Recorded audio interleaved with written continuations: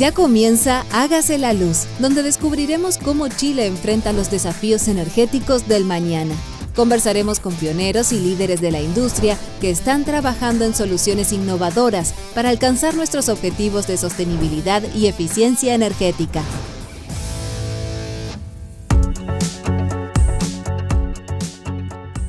Como cada día martes, al mediodía, estamos nuevamente en otro capítulo de Hágase la Luz. De este martes 20 de enero, nuestro capítulo número 219. Me acompaña Patricia Darés. ¿Cómo estás, Patricia? Un gusto de tenerte nuevamente, como cada semana. Buenos días, un gusto estar acá y con muchas ganas de entrevista. Así es, tenemos una gran invitada, así que no nos desgastaremos, no desarrollaremos mucho las temáticas previamente porque tenemos muchos contenidos que revisar. Así que arrancamos con este nuevo Hágase la Luz y vamos con una banda de un sonido un tanto pesado, pero la estética es lo que más marcó su desempeño o su fama, una estética rebelde. Así que vamos con Wild Side de los Mötley Crüe y volvemos con nuestra invitada del día de hoy.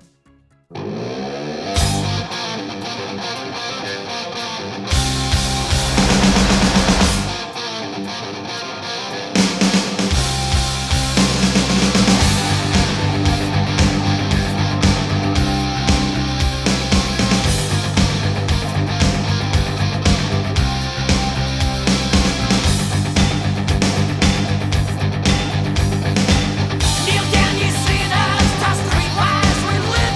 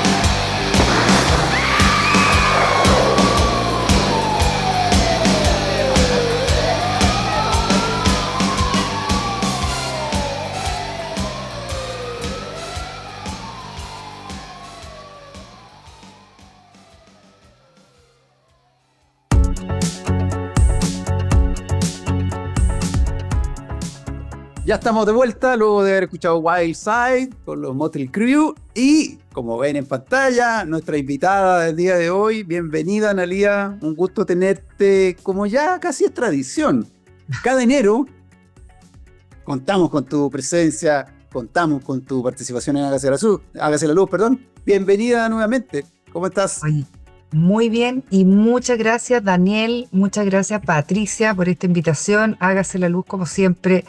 ¿Sabes qué? La gracia de Hágase la Luz es que ha sido un programa continuo en el tiempo, sostenible, una palabra que hoy día estamos usando mucho en el sector, ¿verdad?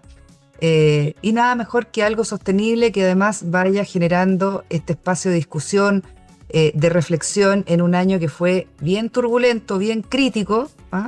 Yo estuve en el Hágase la Luz de enero del 2025 y nada hacía presagiar lo que iba a venir en febrero. No, para 25, nada. ¿verdad? No fuimos capaces de proyectar nada de lo que ocurre. Toda la industria, ¿no? Así que este año Bienvenida. para revisar muchas cosas. Muchas gracias entonces por la invitación nuevamente a Acera y en particular a mí ahí para los mensajes. Vamos a cumplir con la tradición, porque yo creo que nuestra audiencia conoce de sobra a Analía, pero por si existe alguien que todavía no sepa de ella, vamos a cumplir con el rito, vamos a cumplir con el protocolo de presentarla. Analía tiene más de 20 años de experiencia trabajando en el sector en puestos directivos, asociaciones gremiales, instituciones, en el desarrollo, en la operación de activos de generación, también en la consultoría, y bueno, o en un menú amplio de posiciones que ha ocupado. Ella inició su carrera por allá por el año 2000, en energía, Claro, son 25, entonces. corrijo, su carrera en el año 2000 en energía, estuvo en la Comisión Nacional de Energía ahí aproximadamente 5 años, desempeñó posiciones ejecutivas en Gamesa, luego en Eólica de Navarra en Chile, entre el año 2017 y 2018 gerenta de nuevos negocios en el grupo Saesa. Posteriormente formó Enerconex, por allá por el año 2018 y hasta el 2020 y 2022, corrijo, y el año 2022, o desde el año 2022, es directora ejecutiva de la Asociación Chilena de Energía Renovable y Almacenamiento, ACERA. Así que, hecho ese breve, rápido y completo resumen, de seguro, arrancamos con el Hágase la Luz del día de hoy y le paso la palabra a Patricia para que abramos la conversación con Analía. Super, me toca primera pregunta. Y yo sé que hace poquito hemos tenido el balance para el año 2025 de Acera y expectativas del 2026, principio de año ahora, así que, y además cambio de gobierno, ¿no? Entonces, te pregunto más por el gremio, no por la matriz ni las estadísticas de la materia eléctrica, y pensando en el rol que cumplen las asociaciones gremiales y el posicionamiento que tienen dentro de la industria. Y entonces mi pregunta es la siguiente. ¿Cuál es el balance que hace Acera para del año 2025 y qué expectativas tiene para el 2026? Claro, oye, gracias por la pregunta, además en un momento en donde el rol de las asociaciones gremiales parece más tenue, más difuminado en términos de la claridad que teníamos hace un par de años, ¿no? Yo creo que es importante volver a revisar por qué es valioso estar en una asociación gremial y una potente como es Acera, que tiene casi también 20 y tantos años, ¿no? Desde el 2003 se fundó Acera, así que también valga la cantidad de años ahí para el rol que ha tenido Acera en la discusión de la transformación del sector eléctrico que estamos viviendo hoy día en pleno. Yo sigo pensando que las asociaciones gremiales, el valor de la asociatividad en realidad es lo que permite tener avances más rápidos que cuando uno se representa individualmente o cuando tiene en el fondo los disensos que son propios de este sector. Las asociaciones logramos básicamente aunar criterios, aunar visiones, y yo apelo y apuesto por en el fondo el valor que tiene hoy día. Entonces, además en momentos también de un año que vamos a tener un cambio de administración, vamos a tener obviamente nuevas propuestas y nuevos programas relacionados a la transformación de la energía y de la energía eléctrica, y por lo tanto es necesario siempre, además de el valor de las asociaciones por sí mismo, que las asociaciones se pongan de acuerdo en términos de esos consensos o voy a usar una palabra propia del sector, los mínimos técnicos, porque son los mínimos comunes, pero además son técnicos que vamos a ir a representar como industria a las nuevas autoridades que, además, como ya se ha dicho muchas veces, quieren escuchar también de parte de quienes representan a la industria los consensos que le van a permitir a estas autoridades hacer propuestas y tener básicamente un programa ejecutable en un tiempo acotado, ¿verdad? 4 años son nada, ya lo sabemos, para poder en el fondo tener entonces transformaciones o reforma o adecuaciones al mercado. Entonces yo partir por eso, Patricia, en un año que pareciera que las asociaciones gremiales han perdido valor, yo creo que todo lo contrario, hoy día más que nunca las asociaciones son necesarias y permiten entonces el diálogo interno de los socios para ponerse de acuerdo en aquellas cosas que son con consenso y que pueden contribuir a una mejor agenda y una mejor regulación, ¿ya? Lo primero, mira, en términos del año, yo diría que el punto más esencial es que la agenda estuvo centrada en 2 temas, ¿no? O sea, tú me preguntas así cuáles son los 2 temas que coparon, ¿verdad? El año 2025, primero estaba obviamente el apagón, que nos pilló ahí, como decíamos al principio del programa, 25F, con un escenario que no habíamos vivido. No sé, pues Daniel, el 98 y 99, racionamiento eléctrico, pero eso era otra cosa, era otro escenario. Un apagón así, de esta masividad, de esta extensión. Wow. Habíamos tenido obviamente blackouts, ¿cierto?, en el sistema, o habíamos estado en momentos de estrechez energética, pero un blackout como el que tuvimos no lo habíamos enfrentado nunca, ni profesional ni empresarialmente.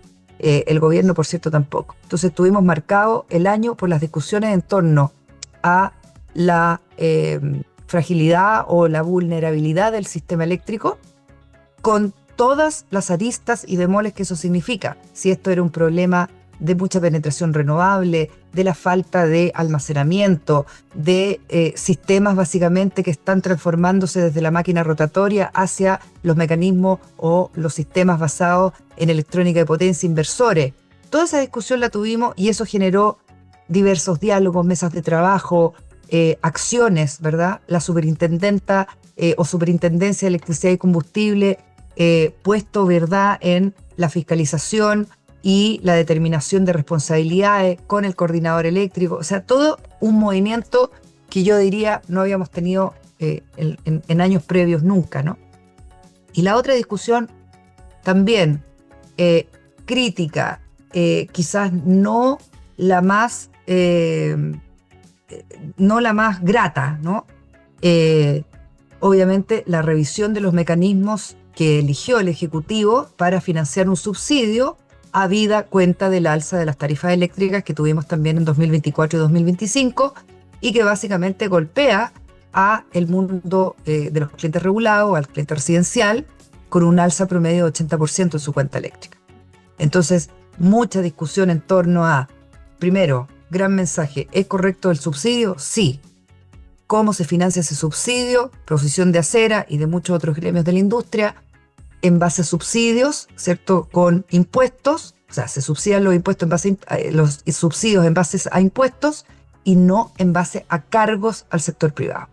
Y ese paraguas de discusión, que obviamente tenía una arista en el Parlamento por el proyecto de ley que estábamos discutiendo, pero también desde el análisis particular de cada una de las industrias que estaba afectada por el diseño de este proyecto, nos obligó a estar en esa arena de la discusión, cuando habían muchos otros temas, evidentemente, que estaban en carpeta o pendiente, particularmente el tema de almacenamiento, de cómo operaban los sistemas operarían los sistemas de almacenamiento que se estaban a principio de año 25 incorporando a la red y que derivó obviamente en la discusión del 125, el reglamento, que tiene un gran capítulo de la operación de sistemas de almacenamiento, de cómo se despachan, de cómo se administra, ¿cierto?, un sistema eléctrico con mayor presencia de baterías, cómo se valoriza la energía que se almacena. Entonces yo te diría que eso, 2 más 1, o sea, 2 temas.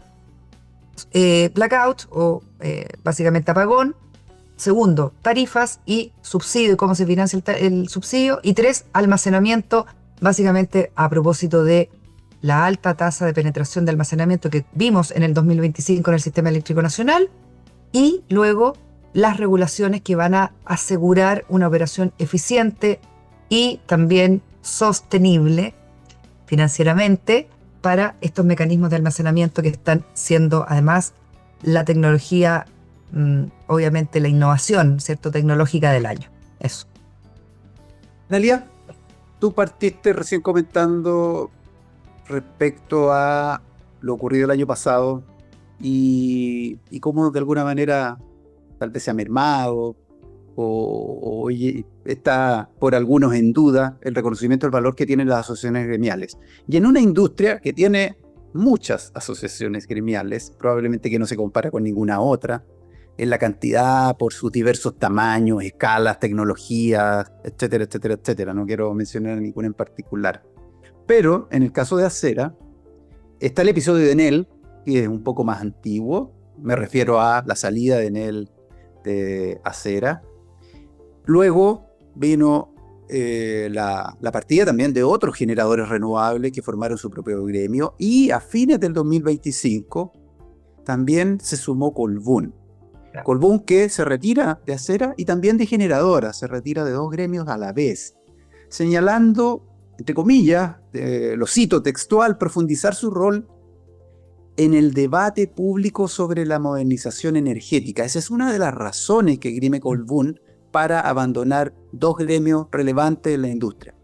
Entonces, no estamos hablando de una empresa eléctrica más, sino que uno de los brazos económicos más poderosos probablemente e influyentes que tiene el país. Entonces te pregunto, ¿qué está pasando? ¿Cómo se debe leer? ¿Cómo se debe interpretar el rol de empresas de este tamaño, de este nivel de influencia? ¿Y acaso los gremios no están logrando ser lo suficientemente incidentes? ¿O cómo te explicas? ¿Cómo traduces? ¿Cómo le explicamos a la gente lo que pasó con Colbún? No, obvio. Y fíjate que además lo que provocó en el fondo la noticia de la salida del socio Colbún, que yo lamento y obviamente lo hemos dicho no solo públicamente, sino lo más importante, que el mismo socio o ex socio lo sepa, digamos, ¿ya? O sea, nosotros lamentamos la salida de Colbún, así como de cualquier otro socio importante, y sobre todo del mundo de la generadora, porque finalmente, tú sabes, Daniel y Patricia, el mercado eléctrico se determina o se vincula, obviamente, por la importancia de los generadores dentro del mercado eléctrico, y eso un poco ordena, ¿cierto?, la cadena de valor hacia arriba y hacia abajo, ¿no? O sea, hacia los tecnólogos, hacia el desarrollo, en fin. Entonces, es realmente lo que mueve la aguja. Entonces, ¿qué es lo que pensamos nosotros? Y un poco obedeciendo también a la necesidad de reflexionar internamente, el Consejo de Acera, su presidente. Mira, siempre existe el derecho libre de asociación, garantizado en la Constitución, por cierto, que significa el derecho de asociarse o de desasociarse de un conglomerado, en este caso un gremio. Eso siempre está ahí. En Acera entran y salen socios todos los meses. Patricia, tú fuiste directora y vicepresidenta de Acera y también sabes que ese es el flujo, digamos, del movimiento natural de una asociación como la que tiene Acera, que tiene 150 socios en promedio, ¿ya? Entonces entran y salen a cada rato socios. Pero claro, cuando se van generadores y del tamaño que tú has señalado, Daniel, nos obliga a hacer una reflexión interna, a decir, bueno, entonces quiere decir que nosotros en estos ámbitos no estamos representando el parecer de estos generadores, sí estamos representando los que se quedan. Y obviamente ahí uno tiene que entender que hay agendas particulares o visiones que se quieren en el fondo desarrollar e instalar dentro de la discusión regulatoria o dentro de la discusión de la política pública, que obviamente no están alineadas con el interés o esa transversalidad común que da el hecho de estar en una asociación. O sea, estar en una asociación obliga al consenso. Es parte del requerimiento básicamente del acuerdo, ¿cierto?, de la posición consensuada. Hay que llegar a consenso. Cuando tú vas por tu individualidad, ¿cierto?, cuando tú estás representando desde ti mismo, ese esfuerzo no es necesario. Y por lo tanto es legítimo, pero de nuevo volvemos al tema de qué es lo que entonces está moviendo efectivamente la visión de la política pública o la proyección más bien de esa política pública frente a un escenario. O sea, mi reflexión es la siguiente, Patricia y Daniel. Si la debilidad o la crítica, ¿verdad? De, por ejemplo, el Ejecutivo, el Parlamento, es que tenía que hablar con muchos gremios antes, ahora más difícil todavía porque además de los gremios va a tener que hablar con empresas individualmente. Y eso yo creo que es un panorama que en vez de arreglar el panorama lo complejiza, ¿ya? O sea, si es en esa visión de, oye, mejor estamos en el consenso, lo que dije al principio, mejor buscar consenso, yo estoy en la etapa de la búsqueda de consenso con otros gremios, que es evidente que nos tenemos que poner de acuerdo en esa hoja de ruta de los mínimos comunes, de los mínimos técnicos, decía yo. Claro, si de nuevo el problema es que tenemos que hablar con muchos gremios, imagínense ahora hablar con muchos gremios y además empresas individualmente. Entonces yo creo que efectivamente hay que volver a entender la asociación, y ahí el esfuerzo nuestro, perdona Patricia que termine la idea, es que realmente tenemos que sintonizarnos con el valor de las propuestas de los socios dentro de Acera para entender cómo se hace esa identificación de riesgos, propuestas regulatorias que hay que promover, cuáles son realmente los dolores que tienen los socios. Nosotros lo hacemos siempre, ¿eh? Yo creo que no tenemos una desalineación de intereses, particularmente con las últimas empresas que se han ido de Acera, pero claramente tenemos ámbitos en donde el esfuerzo es todavía mayor en términos de definir cuál es esa agenda que tenemos que promover frente a la electrificación, al tratamiento de la utility scale, al tratamiento de los vertimientos, al tratamiento del capítulo PMGD. O sea, todos esos aspectos son cosas en donde el esfuerzo de los socios, valga la redundancia, digamos, para hacer la asociación más válida, es que tenemos que ponernos de acuerdo en esa agenda, ¿ya? La labor del consejo, de la directora ejecutiva, por supuesto, tiene que ser de conducir, tanto política como técnicamente, esos acuerdos.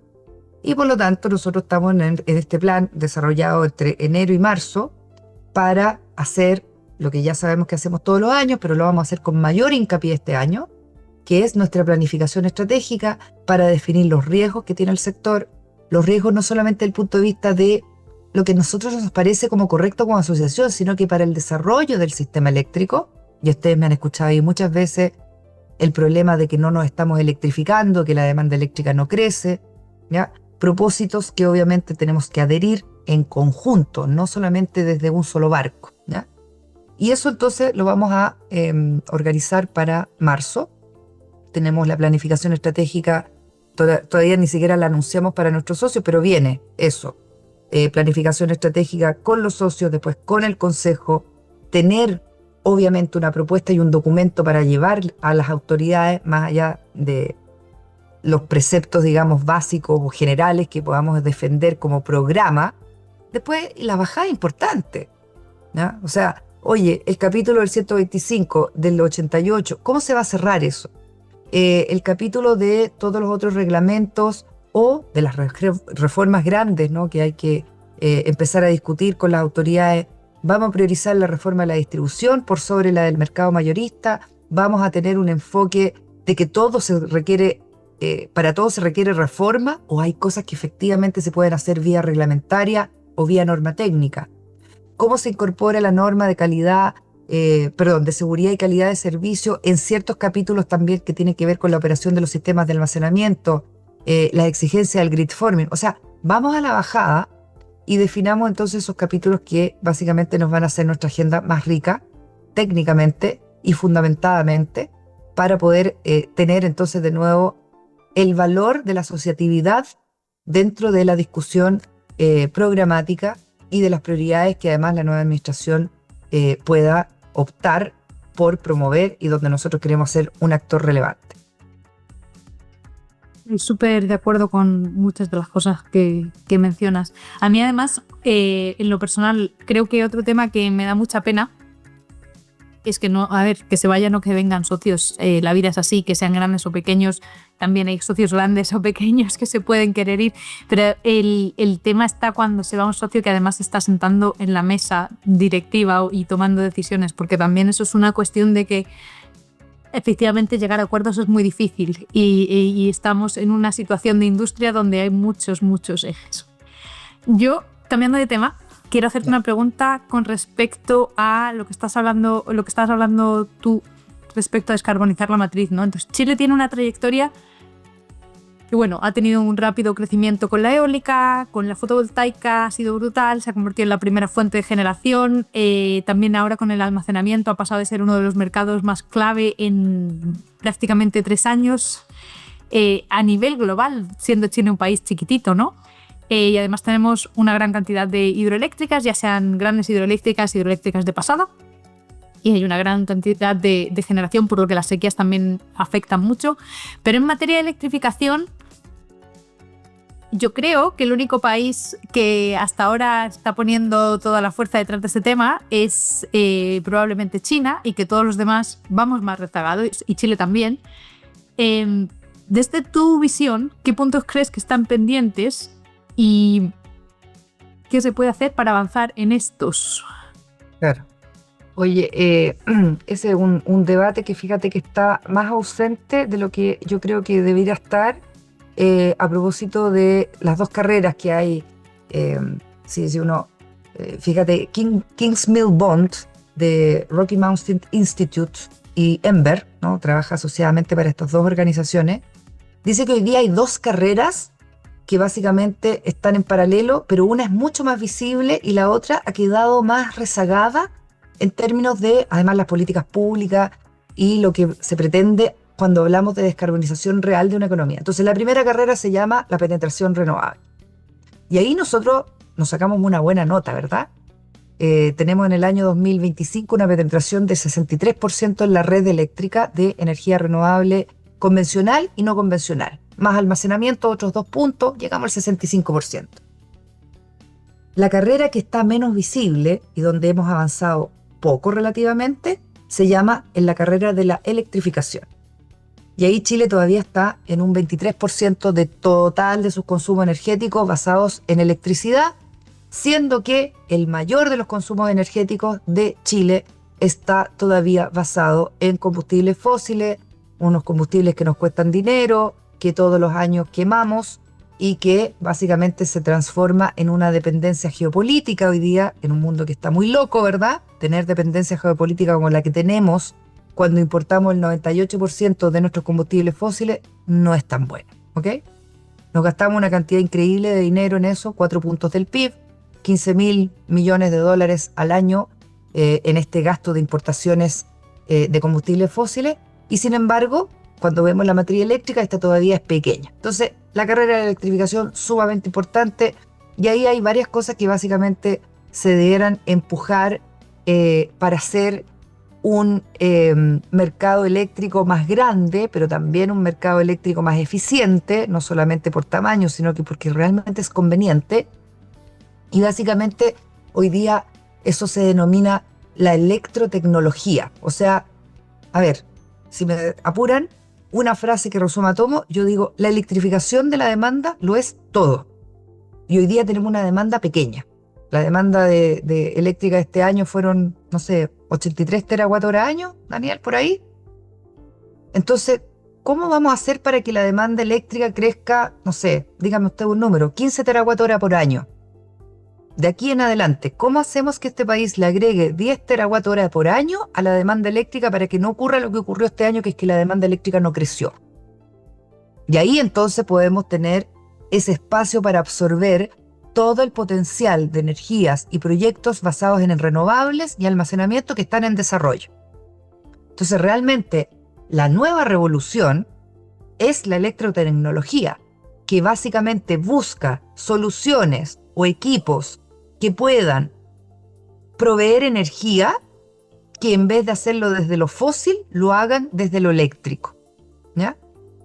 Y eso se llama, bueno, obviamente, transformación, conversión. Yo estoy hablando en práctico de cambiar un horno a gas por un horno eléctrico, un vehículo con combustión, un motor de combustión por un vehículo eléctrico. Estamos hablando del consumidor, es decir, Analía, Daniel, quien sea, Patricia, o estamos hablando de grandes industrias también. Patricia, de todos, de la minería, de la industria, de nosotros como consumidores. Mira, voy a permitirme un lujo, que es nombrar una marca en un programa que yo no tengo ni contrato de auspicio, esta marca, pero lo voy a nombrar porque encuentro que el caso es sumamente práctico. Tampoco, estamos totalmente ajenos a ese mundo. No, pero miren, les voy a contar el caso McDonald's. Entonces McDonald's me invita hace como 3 meses atrás a un seminario que en realidad lo organiza Arcos Dorados. Arcos Dorados, que es el paraguas propietario, ¿cierto?, de McDonald's. Y yo diciendo, qué raro que me inviten a un seminario, ¿y por qué McDonald's está haciendo cosas en energía? Y estábamos invitados a otros consultores también de la plaza, desarrolladores y todo. Y en corto, para hacerles corto el cuento, McDonald's nos cuenta en el seminario que ellos habían decidido electrificar todos sus procesos de producción de lo que nosotros consumimos en McDonald's. Patricia seguro que no, pero yo sí. Papas fritas, hamburguesa, ¿no? Todo lo que uno puede ir a comprar, la cajita feliz, etc. Y el cuento es corto. El cuento dice, cambiamos nuestros hornos a gas por hornos eléctricos.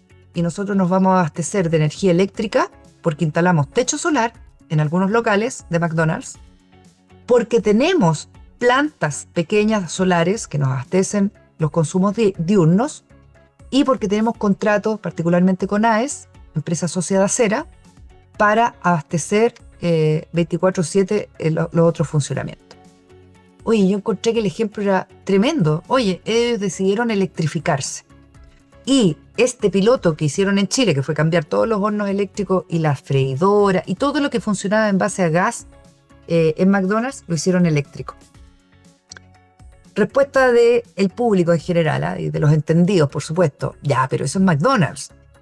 Eso servirá para las hamburguesas. Son procesos térmicos de baja intensidad energética, por lo tanto eso es mucho más fácil. Ya está bien que lo hayan hecho, pero eso no puede hacerse para todos. Y entonces conocí el caso del gremio del acero, que el acero también es un proceso industrial tremendamente demandante desde el punto de vista energético, alta intensidad, etc. Y resulta que hicieron lo mismo. Decidieron cambiar sus hornos para fundiciones del acero, pues, a hornos eléctricos. A hornos que funcionaban en base a fósiles, lo cambiaron en fase a hornos eléctricos. Con procesos además, obviamente, mucho más intensivos energéticamente que se pueden electrificar. Entonces, ¿se acuerdan de la escalera del hidrógeno verde que tantas veces yo he mencionado, de Michael Liebrecht, etcétera? Bueno, a Michael Liebrecht le hice una propuesta en alguno de los seminarios que nos encontramos, no sé si acá en Chile o creo que fue en Inglaterra. Le dije, mira Michael, ¿por qué no hacen ustedes la escalera de la eficiencia de la electrificación? Y así como hay una escalera donde se nos dijo que era eficiente reemplazar por hidrógeno verde, ¿por qué no hacemos esta escalera para la electricidad? Y entendamos mundialmente cuáles son aquellos procesos que serán electrificables y cuáles no. Yo estoy en un propósito gremial que básicamente yo también quiero identificar cuáles son los procesos electrificables en Chile, ¿ya? Para ayudar a que esa electrificación que no está ocurriendo hoy día ocurra. Y entender cuáles son los procesos en la industria, en los consumos residenciales, en la movilidad, ¿no? Cuáles van a ser de verdad electrificables y cuáles no, porque hay otros que no van a ser, y como bien dice nuestros amigos de AGN, van a haber moléculas, sí, van a haber moléculas, y van a haber moléculas en la generación eléctrica y también van a haber moléculas en el consumo directo de industria o de clientes libres o de clientes usuarios que van a tener consumo, ¿cierto?, basado en fósiles. Pero ojalá tengamos una matriz eléctrica mucho más grande de ese 23% que hoy día cubre la electricidad y nos transformemos en un país electrificado, no sé, al 40%, al 50%. Islandia, que es el país más electrificado del mundo, tiene una matriz eléctrica del 62%.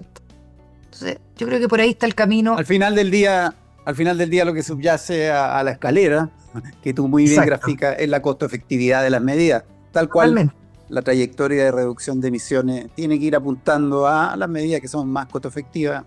La electrificación debería seguir una senda equivalente, una senda similar. Eso es lo que nos Pero no está me quiero ocurriendo en extender Chile. más porque sí, cuesta relevarlo. porque aparecen posiciones muy apasionadas, muy maximalistas y que no, Ya, pero Daniel, el no le dato meten es que número al la demanda ejercicio. eléctrica en el 2025 no creció. Ese es el dato. Completamente de tenemos que acuerdo, ¿no? decir Sí, los drivers de cómo lo nuestro hacemos. proceso no tienen nada que ver, ni siquiera este año o el anterior, sino que en un par de décadas los drivers no tienen que ver con el crecimiento de la demanda. Claro. El fenómeno nuestro está explicado por otras variables, lo cual no deja de hacerlo interesante, atractivo, sui generis también. Pero Absolutamente. se nos ha pasado el tiempo, Analía, y te tengo que invitar a la música. Y Ya, vamos. más que yo invitarte, tú que nos invites a escuchar un tema, que nos invites a la pausa musical y nos expliques el tema elegido y por qué lo elegiste. Cuéntanos. Vamos. Oye, Patricia sabe de esta canción, porque además la hemos escuchado y alguna vez le expliqué el cuento ahí de esta canción que a mí me gusta, que yo creo que ya la puse una vez en el programa, pero como yo soy repetitiva y consistente y sostenible, entonces soy muy sostenible con mis gustos, voy a poner de nuevo la canción de Fleetwood Mac, cantada por Stevie Nicks, en primera guitarra Richard Buckingham, dos genios de la música, que se llama Sara, ¿ok? Sara, canción maravillosa dedicada a las mujeres y con varios mensajes ahí de trasfondo, pero les invito a bajar la letra además y entender la historia de por qué Stevie Nicks escribió esta canción y se la dedicó a su mejor amiga. Entonces, esa es la tarea que queda para la audiencia. Vamos con Muchas Sara de gracias. Fleetwood Mac y volvemos con nuestra invitada del día de hoy.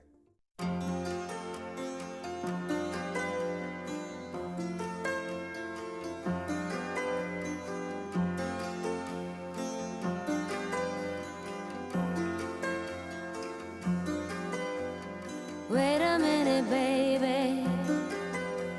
Stay with me a while. Said you give me life, but you never told me about the fire.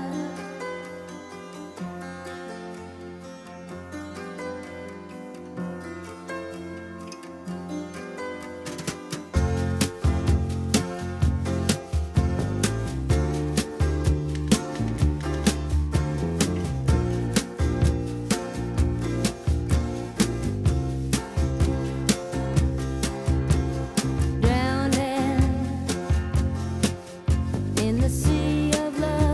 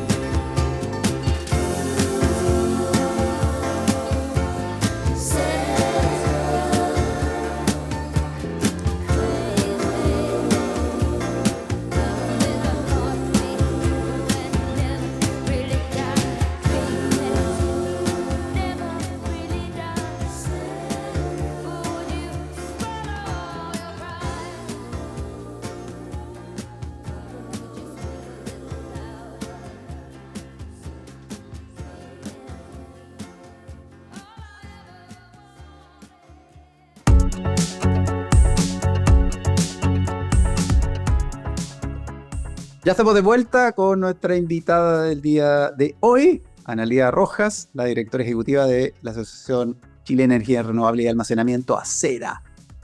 Deja hacer un poco de memoria, Analía, porque el año 2024 ACERA impulsó un estudio que tenía como foco levantar los desafíos del ordenamiento y gestión territorial. De hecho, tuvimos aquí a Ani Dufey en Hágase la Luz. Y bueno, muchos territorios sienten tal vez cada vez más que, no sé, líneas de transmisión, parques eólicos, parques, proyectos solares, son una especie de nueva forma de extractivismo.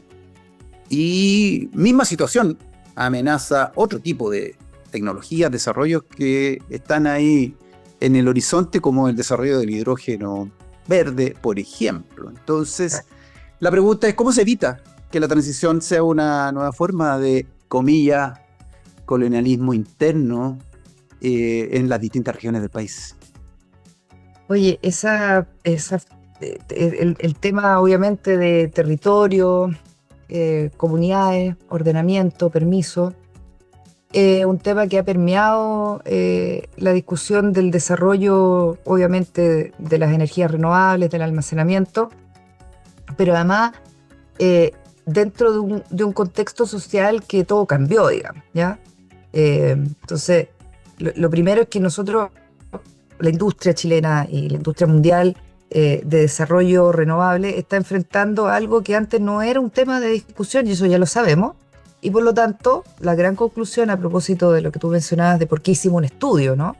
Es porque nos dimos cuenta que también hay que ponerse de acuerdo en lo que no es solamente técnico y eléctrico, sino que tiene que ver con, en el fondo, dónde vamos a y cómo vamos a administrar el espacio territorial, en donde obviamente están los recursos naturales como el sol, el viento, el agua, y la convivencia con las comunidades de forma sana y sostenible, ¿ya? O sea, que podamos sostenerla en el tiempo. Yo diría que hoy día, Daniel, se instaló en la agenda el tema de los permisos, ¿no? Y de la necesidad de tener instituciones que estuvieran coordinadas y estuvieran alineadas con básicamente el propósito de desarrollar buenos proyectos ambientalmente también sostenibles y que cumplan con la legislación ambiental. De eso no hay discusión. Pero el rol de las instituciones no es todo. O sea, en el sentido de que no por tener, supongamos, les hago un ejercicio, supongamos que tuviésemos instituciones hiperalineadas. O sea, que todo este diagnóstico básicamente de, oye, los criterios, cuando no están aunados, cuando los criterios regionales son distintos, por lo tanto un organismo aplica una cierta premisa que luego en otra región no aplica, o exigencia. Bueno, supongamos que todo estuviese solucionado en ese sentido y tuviéramos un Estado alineado, coherente, que verifica básicamente que lo que se ha hecho antes también se haga en el presente, ¿no? O sea, alineado con la jurisprudencia, ¿no? Desde el punto de vista de los permisos. Supongamos que todo eso estuviese resuelto. No se acabarían los temas del territorio, aún así, porque las percepciones de las comunidades respecto de esta transformación energética todavía tienen un déficit en el sentido de que no está claro los beneficios de la transición energética para el territorio y especialmente para la ciudadanía y las comunidades, ¿ya? Si tú me apuras un poco, el primero de los beneficios evidentemente tiene que ser el valor de la cuenta eléctrica, ¿ya? Para lograr vincular que la necesidad de la transformación se transforma en un beneficio del territorio. Y el beneficio del territorio significa que las comunidades y los ciudadanos vamos a pagar cuentas más baratas. ¿Ha ocurrido eso en los últimos 10 años? No. ¿Va a ocurrir eso en los próximos 5? Tampoco. Por distintas razones que son además, y ustedes saben, aquí tenemos 8 minutos para abordar esta pregunta, y en el Congreso tengo 3.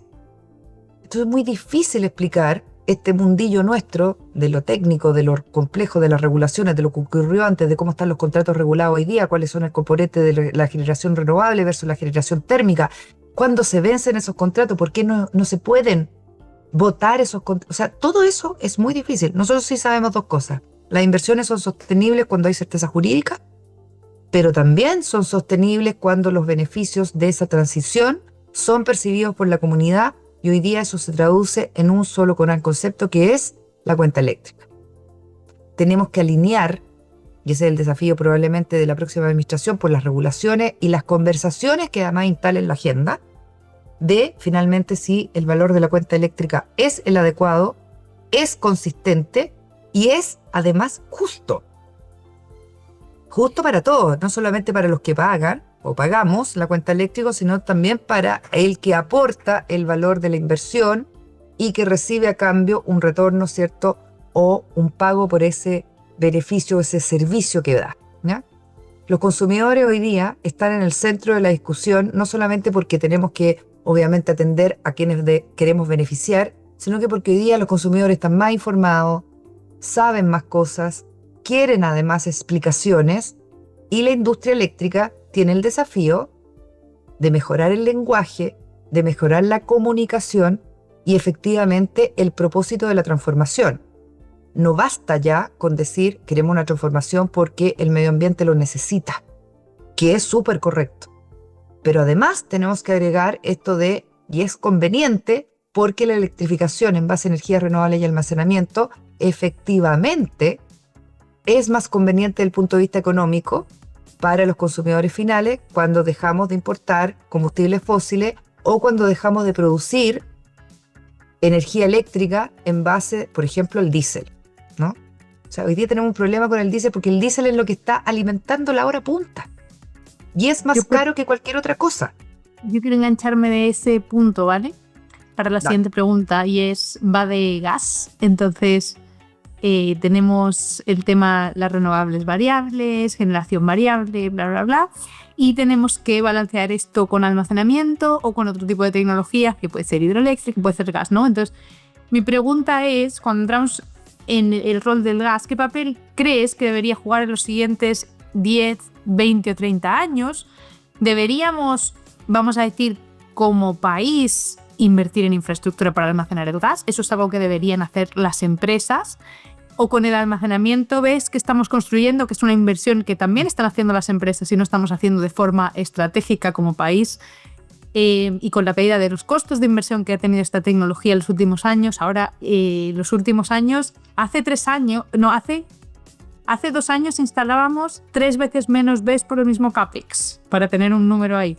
Entonces, ¿cuál es el rol que tiene que jugar el gas y cómo balanceamos eso con otras tecnologías que están ayudando también a este rol de balanceo? Ya, entonces voy a decir mi frase favorita hoy por hoy a propósito de esta pregunta que dice cómo hacemos la carrera de las renovables y el almacenamiento. Entonces voy a volver como los fenicios y perdón por la redundancia a lo mejor de mi mensaje, pero si entendemos que la electrificación es la trayectoria más eficiente para dejar de consumir no solamente combustibles fósiles por el tema medioambiental, sino que porque además nos cuesta dinero, nos cuesta ineficiencias.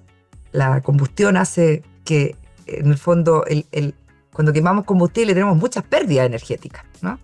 Entonces, entendiendo que la electrificación es correcta, mi frase es la siguiente. Si la electrificación ocurre en base a energías renovables y almacenamiento, está perfecto.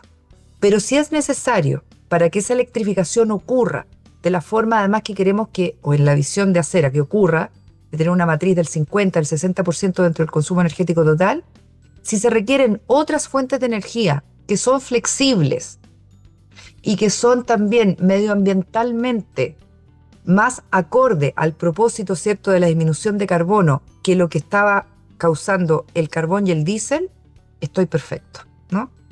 O sea, quiero decir, la expansión renovable y almacenamiento no puede competir o no debería competir con fuentes como el gas cuando la electrificación hace que la matriz del tamaño del mercado y por supuesto de los consumidores eléctricos aumente. ¿Se requiere gas, Patricia? Sí, se va a requerir el gas y se va a requerir en forma flexible. O sea, todo el gas que queramos, pero flexible. De forma tal que la rampa que hoy día estamos enfrentando, ¿de cuánto creen ustedes que es la rampa promedio del día? 3.000 megas. Pero a veces en los pics y en los días más complejos ha llegado a 5.000 megas diarios.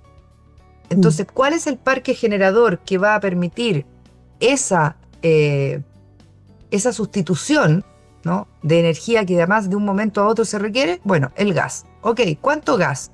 Todo el gas que sea necesario, flexible, para que además, cuando vayamos expandiendo el sistema eléctrico a propósito de que nos vamos electrificando, sí podamos dar respuesta con esta combinación de tecnología. El shifting o el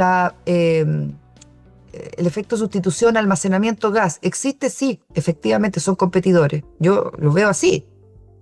Ahora, hay mucho hoy día que estamos aprendiendo, en la medida que vamos instalando baterías, de cómo esas baterías van a proveer los atributos para estabilidad y para balance de red que obviamente se exige y que hoy día provee el gas. Y ahí fíjate que yo daría doble clic porque hay distintas visiones y distintos postulados dependiendo del tecnólogo. Entonces algunos tecnólogos dicen, mira, yo puedo tener una batería que lo da todo. La navaja suiza efectivamente del sector eléctrico.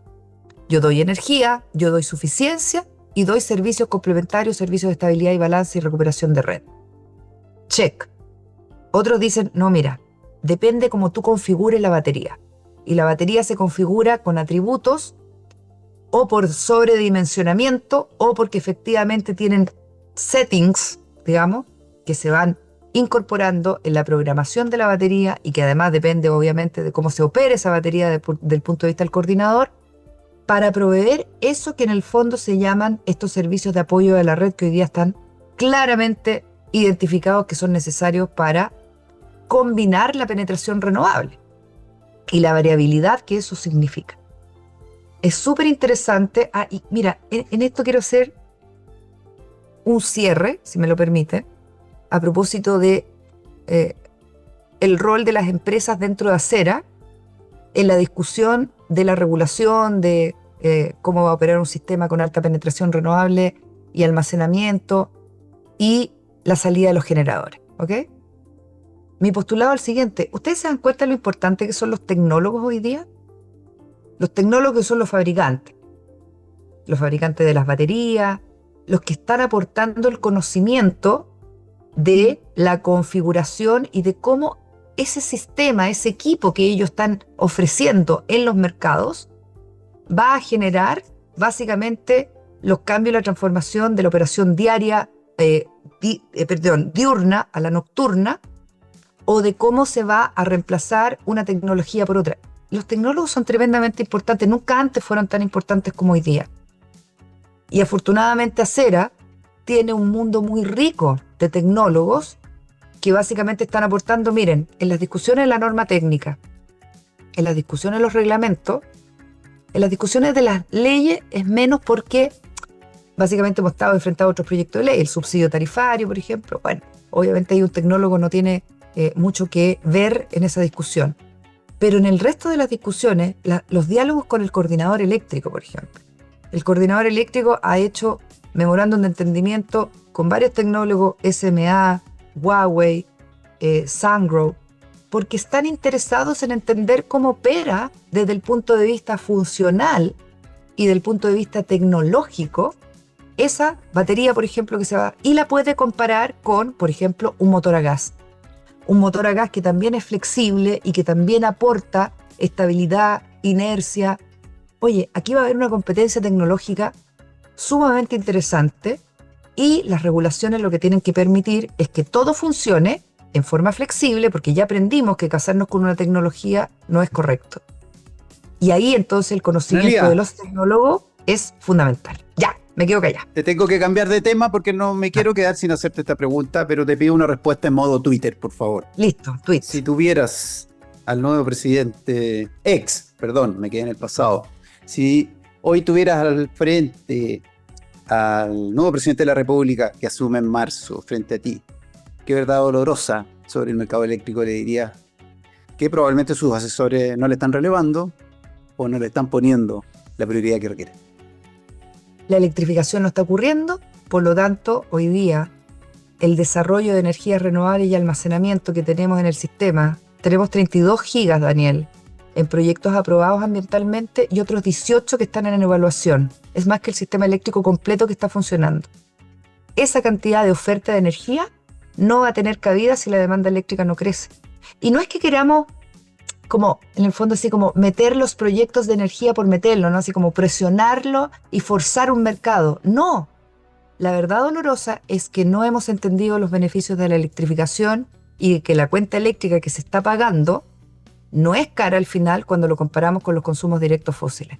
El momento más feliz de mi semana es cuando yo voy a cargar mi auto eléctrico y gasto solamente 17 euros, 17 dólares o 17.000 pesos versus lo que yo gastaba cuando llenaba el mismo estanque con la misma autonomía de 450 kilómetros y gastaba 100.000 pesos, 100 euros o 100 dólares. Ese es mi cierre. Marito, el mensaje. Sí, te quiero invitar Vamos, a hacer la Patricia. luz, Analía. Mensaje final. No tiene que ser para el presidente de la República, sino para el público en general. Te invito a hacer la luz. ¿Cuál es el mensaje con el que quieres que se queden? Creo que el mensaje final es que tenemos que desarrollar un plan nacional de electrificación. Hay planes de muchas cosas, menos de electrificación. Y la electrificación, si no se toma como una regulación o un plan, no va a funcionar porque estamos haciendo cosas individuales, ¿ya? Lo otro, el mensaje es que tenemos que conversar, el diálogo es súper importante, no solamente las asociaciones gremiales, la academia y todo. Hay un montón de instituciones, organismos internacionales que están conduciendo estudios y yo tengo una cosa que no estamos repitiendo.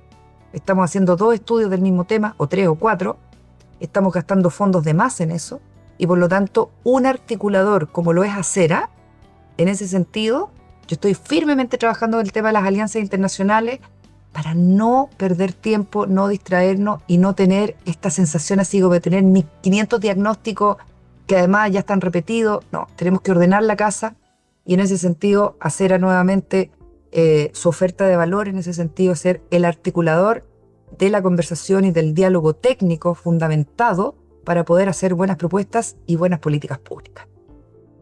Buen mensaje, tomen nota en la industria. Muchas gracias, Analía, Nos recibimos por felices estar acá. hoy día con nosotros. Muy complacidos de tenerte y tenemos que cerrar el programa. Ya se nos agotó el tiempo, estamos excedidos. Así que, Patricia, por favor, ¿a qué tema nos invitas para terminar el Hágase la Luz de hoy? Sí, me toca despedir canción y despedir a Analía y he elegido la canción Bella Ciao. Porque Analía me parece una persona que tiene mucha claridad. Les voy a contar la historia de cómo he llegado a esta canción. Mi hijo va a un colegio rural donde va recogiendo en un mini taxi o un minibús a todos los niños de todos los pueblitos que pasan por un valle, entonces lo llevan al colegio rural que está abajo del valle. Y todos los días eligen una canción un niño. Y bueno, el mío solo tenía cuando empezó 3 añitos, entonces no se sabía muchas canciones que iban a poder poner en Spotify. Pero tenía una au pair italiana y le gustaba mucho también La Casa de Papel, entonces salía esta canción siempre ahí y le gustaba mucho. Y los otros niños también se metían con el Bella Ciao, Bella Ciao, Bella Ciao. Y uno le dije, ay, qué canción más alegre. Y mi hijo le dijo, no, a mí me gusta mucho esta canción, pero no es alegre. Es una canción muy triste de la guerra, pero igual me gusta.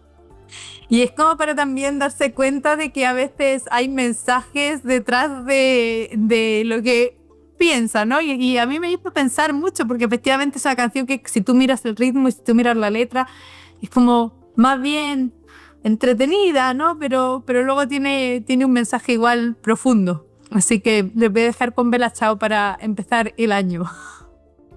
Excelente. Pedimos, gracias nuevamente, Analía. Nos vemos el próximo martes en otro Hágase la Luz. Gracias, Hágase la Luz, como siempre.